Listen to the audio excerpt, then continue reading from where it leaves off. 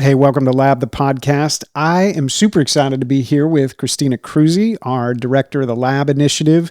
And Christina, this is so fun because we get to do it kind of regularly.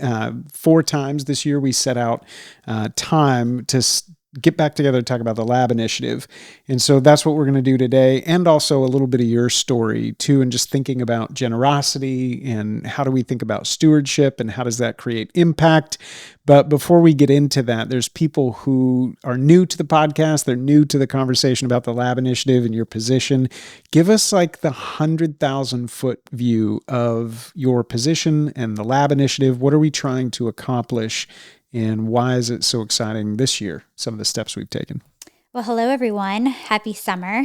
So as far as the Lab Initiative goes, Lab stands for Life and Beauty, and it's really us sharing the life and beauty of the gospel. And part of what I do as a director of the Lab Initiative is I'm essentially over the good. Part of the life and beauty of the gospel is sharing the good, the true, and the beautiful. And what we do with the Lab Initiative and our efforts to fight human trafficking is really pouring in on the good of humanity and helping spread that. So that is part of my role, is to help share the good, which I don't know if there's a better role than that in the world, is to do that. But that's part of my role, is to help people understand what the gospel is, help people understand what they can do to share the gospel, and then help people understand what they can do to share the good. Yeah, I love that. It's so cool too that your position is directly in that sphere of embodiment, that the gospel is not just an idea, but it literally brings transformational lives. It's good news. Even the gospel even is good news of captives set free and sight for the blind, and a completely different, hopeful perspective. Where there was no door of hope, there's now a door of hope. That's the gospel. I think about Isaiah and even like the injustice versus justice. And sometimes that gets lost in the gospel, that there is a good and a true and a beautiful reality that is the kingdom of God. And so there's a one-to-one connection to the work that you're doing and to all the partners that we have. And that's part of what makes this initiative so exciting, is we're trying to think as a team, how do these ideas become embodied and actually produce the life and beauty of the gospel in the world? And we get to be catalysts for that. But we do that in partnership, and we have this great partnership with Brew.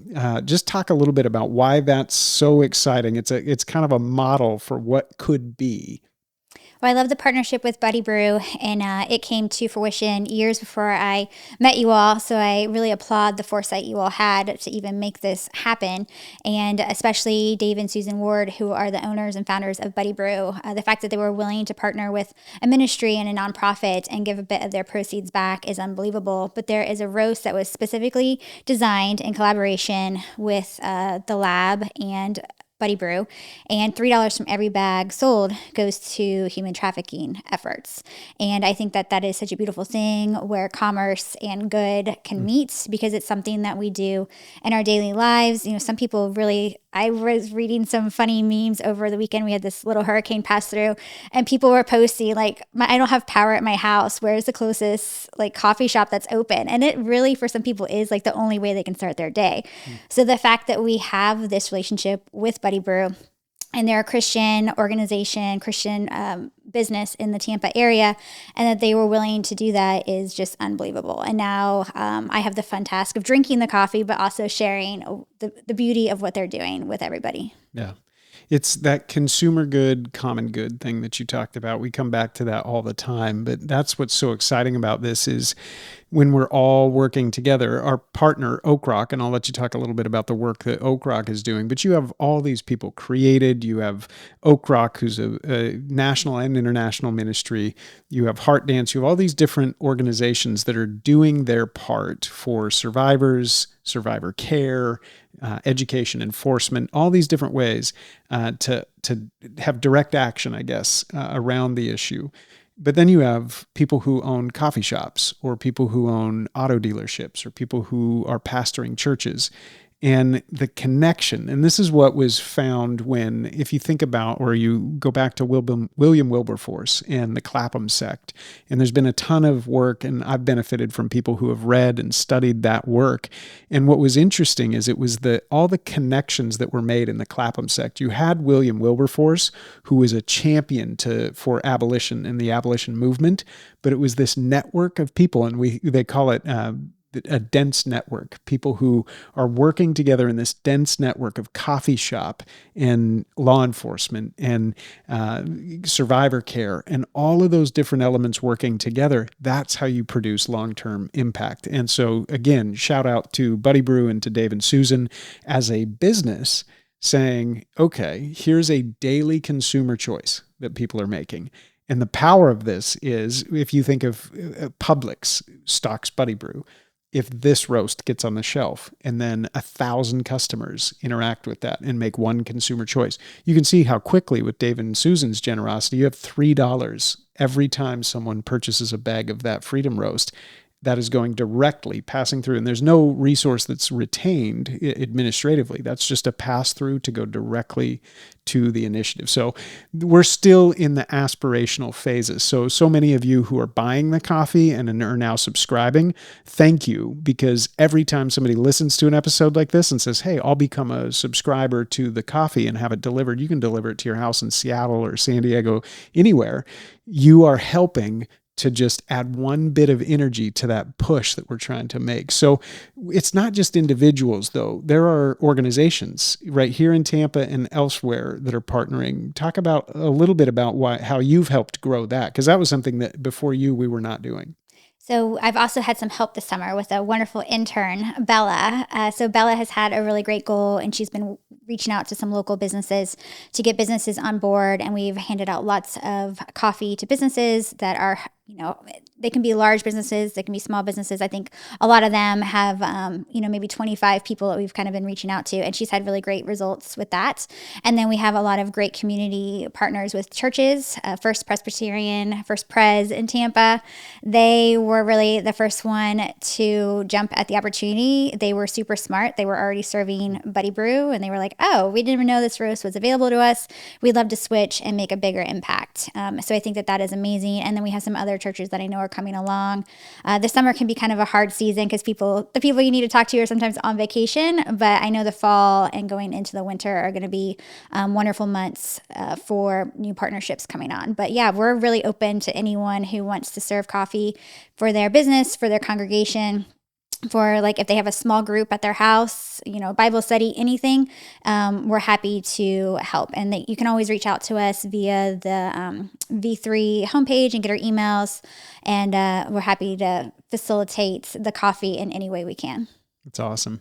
I think about Kathy and Fitz Connor, Pastor Fitz, who pastors the First Pres Church. And you have a church like that who is an early adopter. They really were the first in Tampa to say, like, let's do this. And they brought us in, and our team was there, and we got to share about the coffee. So that's an example of what can happen. And so now everybody who's attending that church on Sunday morning, you are passively active in the work to fight human trafficking. It's just awesome. So thank you to Kathy and Fitz and all the team making that happen. And then this would be a great initiative, but it wouldn't have the impact if you didn't have Oak Rock. And each year we partner with an organization. So I want to give you a chance to talk a little bit and just give us an update on Oak Rock, the work they're doing, and then some of the stories, maybe even that you have heard that we can talk about publicly to say this is the impact of this initiative. So if you all are new to the conversation, we did a podcast in November of 2023 leading up to Giving Tuesday. So if you want to hear more specifically, I think it was like an hour-long podcast. I'm not going to wrap all this up super quick, but go back and listen to that. We had a board member from Oak Rock on. But just kind of to give you the overview, Oak Rock is really big on helping any kind of displaced person, whether that's human trafficking for sex, human trafficking for labor, if that's displaced persons due to war, because all the men go away to fight, you're left with, the vulnerable behind. And they're really passionate about doing that, but also doing it with the gospel as an undertone. So they want to do it in a Christian way, help people with the rescue part, so they partner with, like you said, law enforcement earlier, to give them the resources they need, but also on the back end, helping with the rehabilitation and finding homes and in instances where they can and where the family wasn't involved in the human trafficking, getting the people reunited with their families. So they really do all kinds of things. They really started domestically in the United States, but sometimes what they do takes them overseas. So they've done operations on several continents, and they're still doing operations in many continents. I think at one point, I think they were in 13 countries.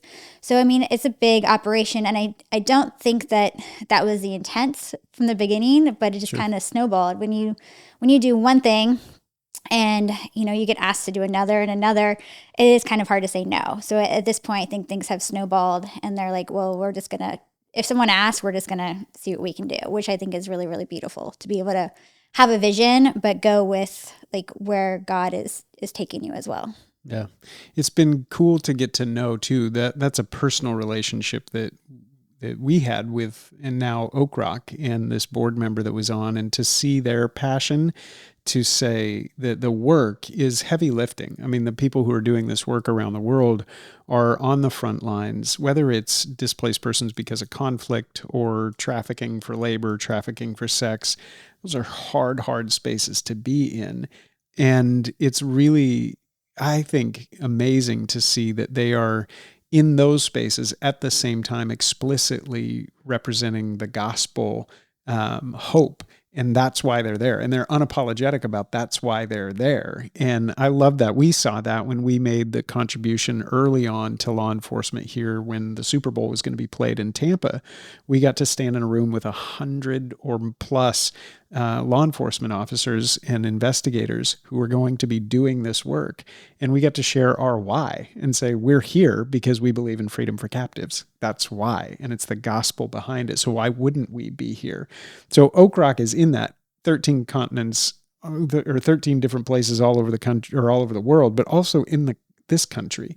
And there's a particular story just recently, and this is what I want to highlight this because sometimes we think it's way out there, but it's here. So can you talk just a little bit? I know you have to talk at a higher level about that case, but talk about the North Carolina case. Sure. So sometimes these numbers might seem small, but Mooresville, North Carolina had their largest arrests ever for internet crimes against children, and 14 were arrested, which is incredible because it's not like when I was growing up where we had to stay away from like that sketchy van. And, now with the internet, so many children can be affected at once. It's not really like a 1-to-1 ratio anymore. It's really like these predators can be talking to 10, 20, 30 kids at a time and really using them in ways that sometimes they don't even know that they're being used. Send me a picture here, you think it's innocent, and then who knows what's going to happen with that picture down the line. So the fact that, our coffee and our support was a small piece of that puzzle and helping to put 14 pedophiles in jail is really great. And I know that there's more to come, but that's just the tip of the iceberg as far as, what we can really talk about. I know that there's some really cool things going on in other parts of the country that I hope to be able to give an update on soon. But just drinking Buddy Brew Freedom Roast it's making an impact, and it's making a bigger impact than I think we are even aware of at the moment. Yeah, it's awesome. It'll be cool to come back toward the end of the year. We're going to do a kind of a wrap up to look at how much coffee went out the door, how many churches are participating, what was the impact on the other side, and we'll recap that with the data side. What are some of the things you're hoping to accomplish as we make this turn into the fall and winter? We can't make it fast enough. I literally went outside the other day and I was like, okay. I always say this. If we went back to episodes from like a year ago, it would be the exact same conversation. I get grumpy because of how hot it is in Florida. And we went outside the other day and it was like 88 degrees and it was dark outside. We went early in the morning to go for a walk and it was pitch black, 88 degrees, and felt like we were in a shower. It was so hot. So we are making the turn to fall. So different not being a Floridian. Isn't it weird? I sound wimpy to you because this is like your... But if you put me in Oregon in the winter, I would have no idea what to do. Cold. So it's just total perspective. I mean, I don't sweat. Like we met friends or family over in Orlando recently, and everyone was sweating, and I'm wearing like a long sleeve shirt and pants, and they're like, "You're not sweating." I'm like, "Nope, totally fine." And Yeah. this morning, actually, when I went outside this morning, Don't say it. Don't I was like, "There's a dare. coolness to the air this morning." Stop it. She is not, everything else was true, but that cannot No, there possibly was. be I was like, true. "Oh, the humidity's kind of low today. I feel like there's a coolness to the air. Maybe fall will come early." I So, need to, as a Floridian, I'm like, I don't know. I love like the warmth. I I'm just going to love it. bring Riley in on this. You just give me a thumbs up or thumbs down. Was there any coolness to the air today? You are a Floridian too. I don't Yes, know. Floridians Well, unite. all of us West Coast Oregonian people, I love you and you know what I'm saying. So We'll have to make a trip to Oregon in the winter, and you can see how out of my comfort zone I will I be. like that. Yes. We'll have lab and then the lab weather show. Like once a year, we'll do a weather. Perfect. Okay. Back on track because Riley's like, you are burning time. Here's what I want to do. I want to talk about just hopes as you make the turn to fall winter. That's where we were trying to aim. We want to get more people involved. And I know that as people hear this over and over again, that's why we're having these episodes regularly. What are the ways that people can participate? And really, if you imagine this, we're just trying to grow this movement really of people who are saying, hey, freedom for captives, that's a gospel issue and it matters. And that's not an abstraction. It's not just an idea, but the life and beauty of the gospel is an embodied life and way. And one of the ways we can do it is by making choices that align with the reality of the gospel. What's the actual practical, tactical side of that? How can people help? So there are a lot of ways. If you are local to the Tampa Bay area and you see a bag of Freedom Roast on a shelf in Buddy Brew, pick it up, buy it. So last year we actually were not selling any coffee in store, and now we are. And oftentimes I'll get text messages from those on our V3 team that the last bag sold, or they picked it up, or they saw someone in Buddy Brew buying 3 bags, and that's amazing. So just the fact that we've been able to have a big enough impact that Buddy Brew is now like, oh, well, let's have it in store. Yep. So if you're local, that's a great way you can get it. If they don't have it, you can ask for it, and I'm sure that they will figure out a way to do that. And then also, Buddy Brew will have it as like their roast of the day sometime. So if you're in Buddy Brew, and once again, that's for the local people, and you see it, you're like, change up your order that day and give it a try. So that's what you can do if you're in person. If you're visiting Tampa, or if you live in Tampa, that's a great way to do that in person. If you don't live in the greater Tampa Bay area, and then you can order online, and their website is super easy.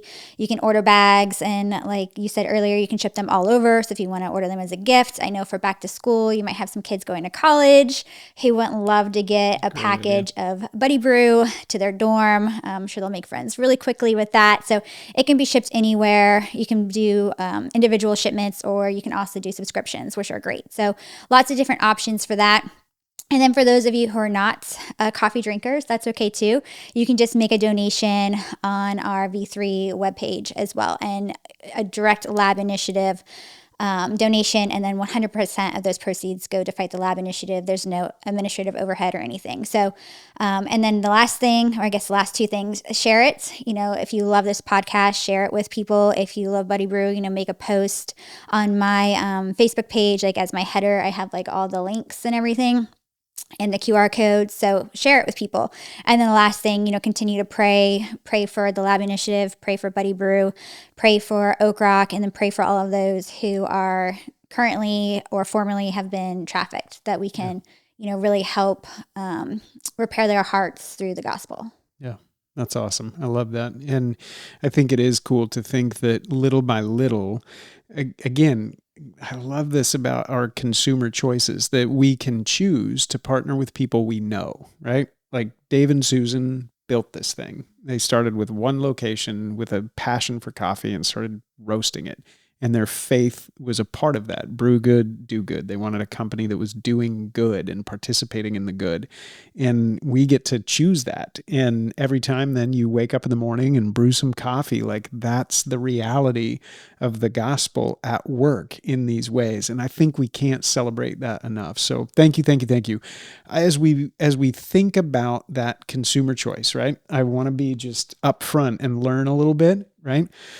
That there's a financial investment being made when you choose Buddy Brew coffee.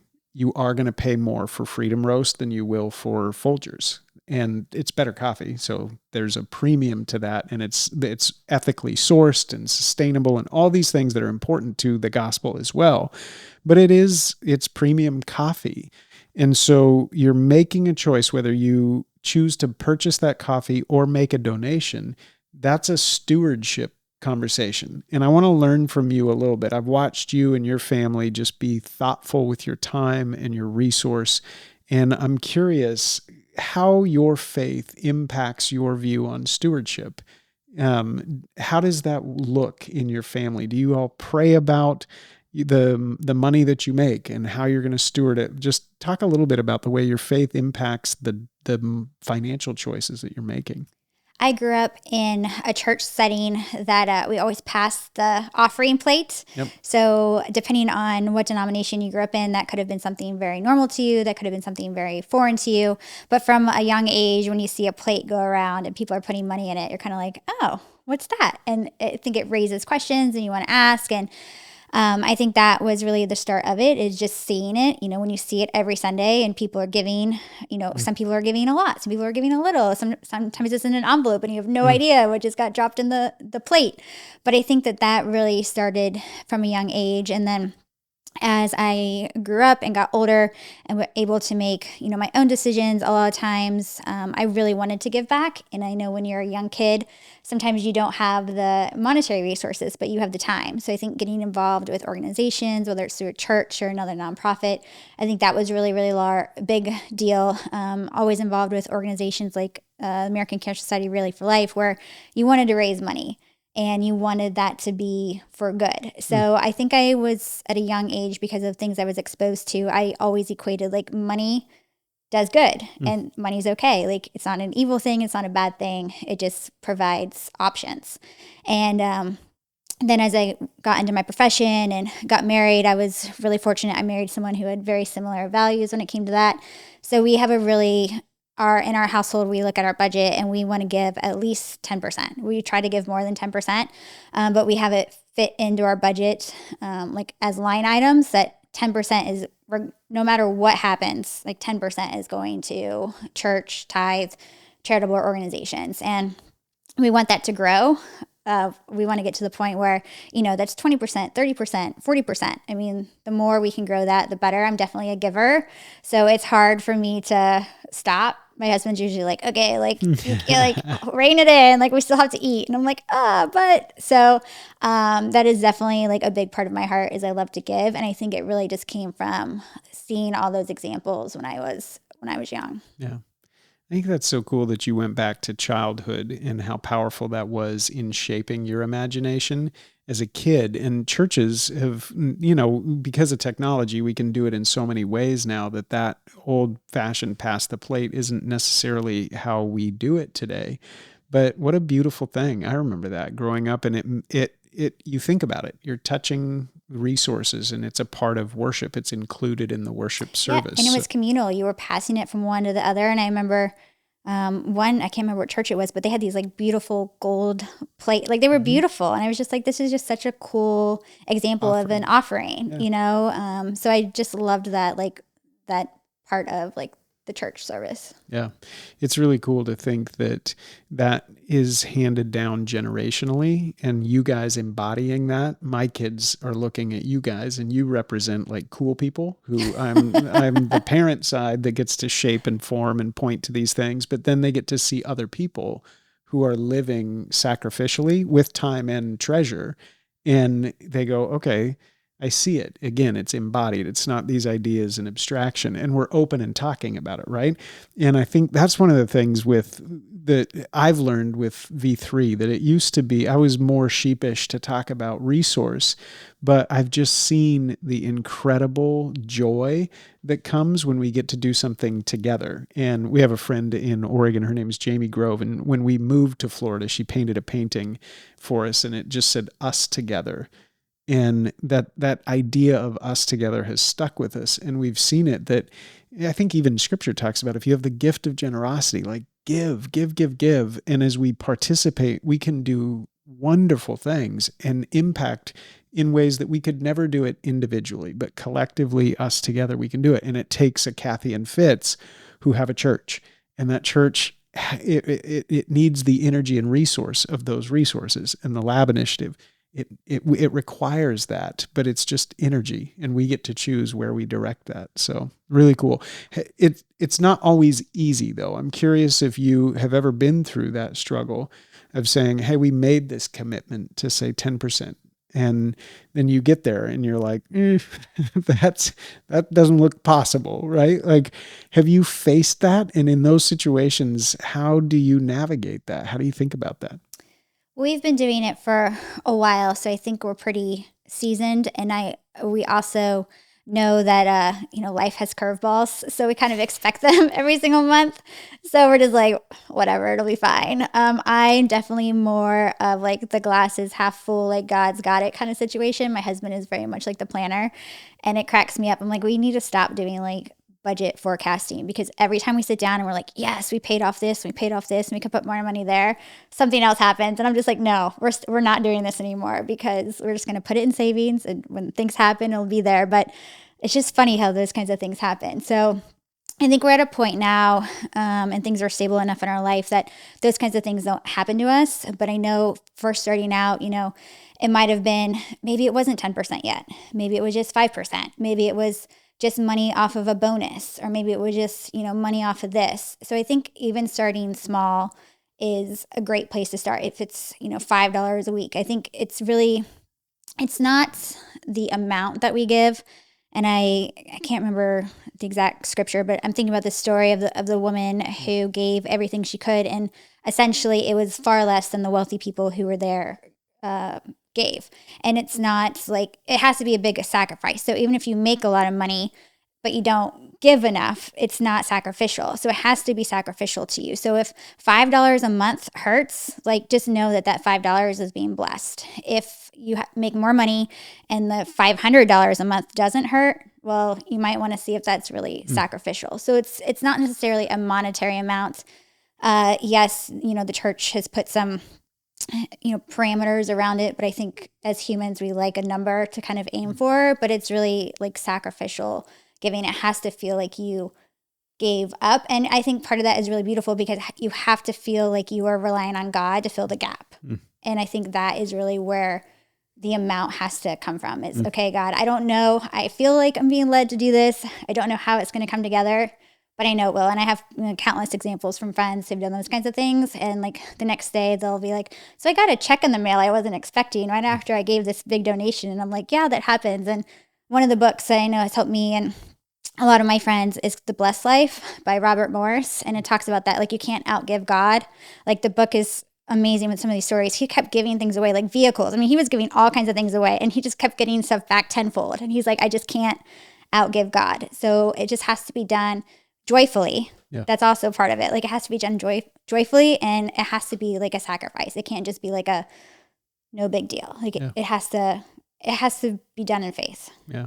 So I love conversations like this, because we get to start out talking about initiatives and impact and things like that. But really it's our lives in the embodiment of our faith, and it is sacrificial.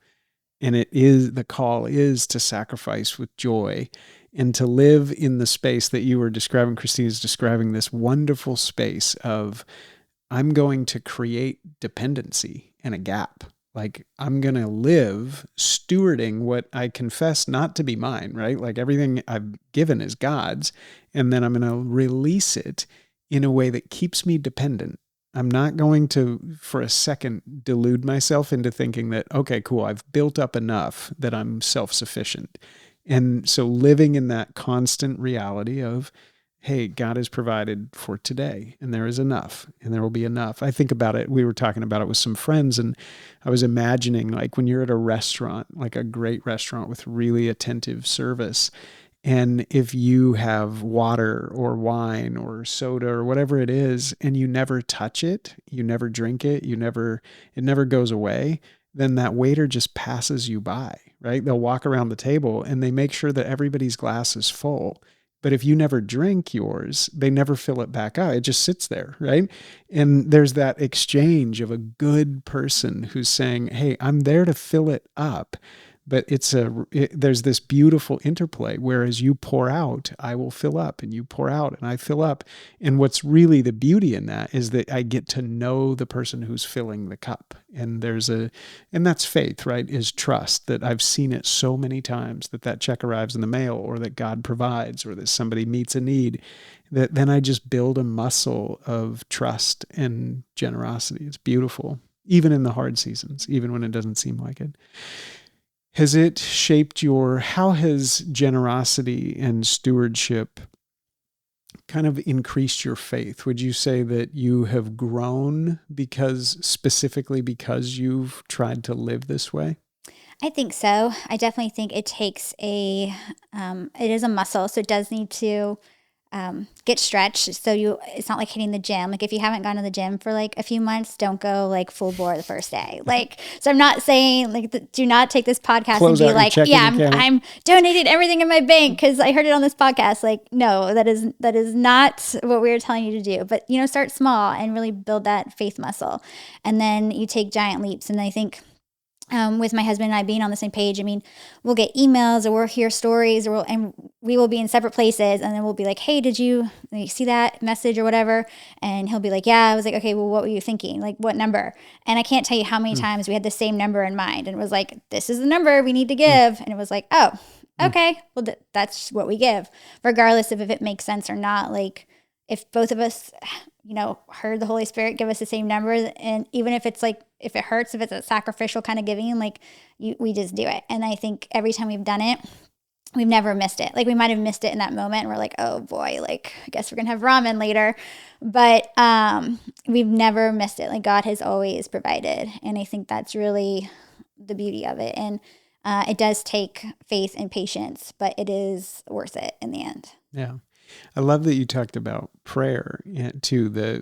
We say enchanted reality, right? That we're not just autonomous material beings figuring it out. That there is a story that's a visible and an invisible reality. There is a God who owns the whole thing, right? And rules over the whole thing. And we're in relationship with God. And so I love that you said, yeah, the Holy Spirit gives us a number. And I bet I would love stories from people who said, I've had that exact same experience. I was thinking of friends who that's how they do it as couples. They'll say like, hey, let's pray about it. And you'll get a number and I'll get a number, and we'll pray about it until that number we're in unity about that number. So do you guys pray for the organizations that you support? Is prayer and giving kind of hand in hand, not just about how much you give, but who you give to? Yes, 100%. So that was something that we always like go through our giving at the start of every year. And that's something we really wrestle with because we do love giving, but it's figuring out, what organizations are we giving to that are, glorifying our values and our Christian base and our faith base. And we feel like are, spreading the gospel. So that is definitely something that we reevaluate every year. Do we want to give more to another organization? Do we want to give less to another organization? And we really try to figure that out. So that is part of it.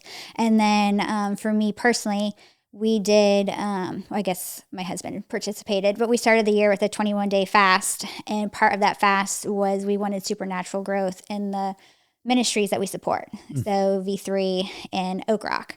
And that has definitely, we've seen some awesome things this year because of that. And then at Mass every Sunday, I always say a prayer for the three things we fasted for, and one being the ministries, and just to have God's hand move in supernatural ways that like we can't even, like I don't try to quantify it. I'm just like, all right, God, like do your thing.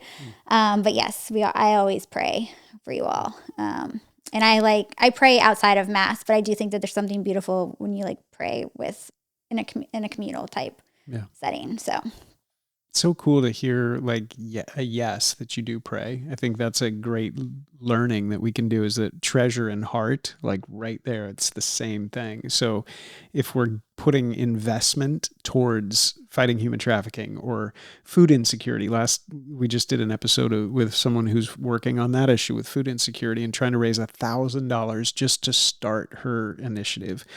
Go back and listen to Angela Omaiki's episode. That's a great initiative that's starting. But if I'm going to put my treasure there, my heart's already there. And so to be mindful about the prayer side of that, because God is going to do immeasurably more than the finance piece. It's the 5 loaves, 2 fish, bring what you have. I'm going to bring this loaf and this fish, yes, but God is going to touch that and do what the immeasurable increase that you described. And so cool listening to you describe. I didn't know that about you starting your year and praying for that increase in even the ministries you support. And I was thinking, we were literally at a table with friends, and I was describing our hope for our art unveiling and an art initiative in December. And there was just a certain number that had to be hit in order to commission the right artist to do this piece. And all these things had to hit. And there was no way, it was literally impossible. There was no way forward. And we weren't even there to talk about that.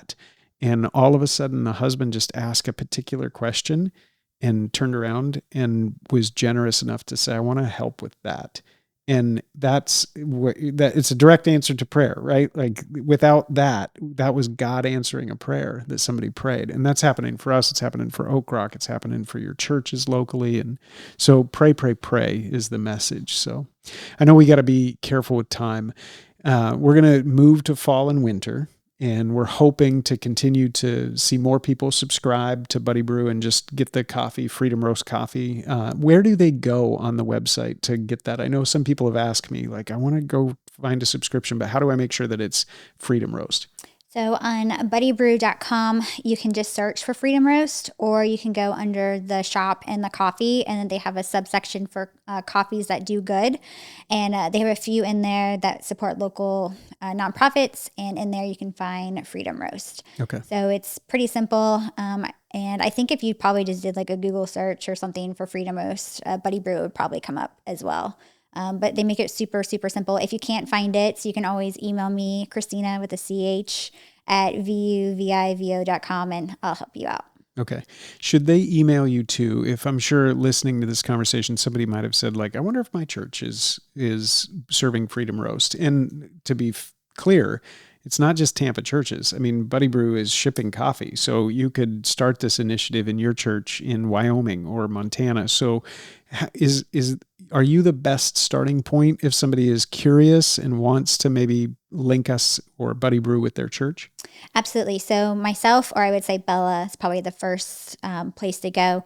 So once again, you spell my name Christina, and then Bella is Bella, and then we're both at vuvivo.com. So easy to reach out, and we can get back with you with whatever solution you need. Awesome.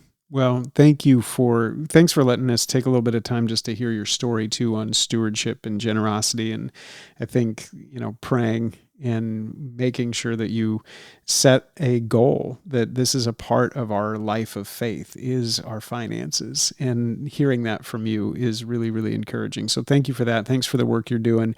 I'm excited to get back in a few months and hear data on impact and on the relationship that we've had with Buddy Brew and churches. So thank you for doing that. We will all turn our attention to those individual purchases of coffee, and then help us. I really do ask that you would connect us with your church or just share this episode, talk about it. The more people who are talking about the fight against human trafficking, the reality of lab initiatives and what we're trying to do, and just tell Buddy Brew's story. Again, one of the things that we can do the most is just say thank you to people who are forward thinking like that. So Christina, thanks for the time, and I will pray for you that you survive this last stretch of heat and you do the same for me. How about that?